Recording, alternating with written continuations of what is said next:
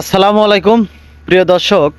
আজকে আমাদের একটা অল কাস্টিংয়ের কংক্রিটিংয়ের ঢালাই হবে, তার জন্য আমরা প্রিপারেশন নিচ্ছি এবং পাথরের যে সমস্ত ময়লাগুলো আছে এই ময়লাগুলো যাতে পানি দিয়ে পরিষ্কার হয়ে রিমুভ হয়ে যায়, তার কারণে কিন্তু আমরা পানি দিয়ে ওয়াশ করে নিচ্ছি। কারণ ময়লা যদি থাকে কংক্রিটের বন্ডিং হবে না।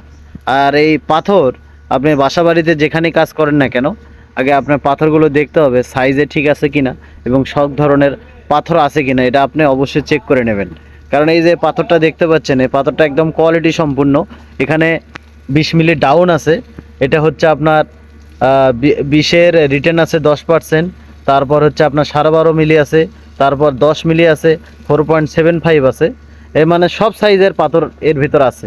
এই কোয়ালিটি সম্পূর্ণ পাথর দিয়েও আপনিও বাসা বাড়িতে কাজ করার চিন্তা করবেন।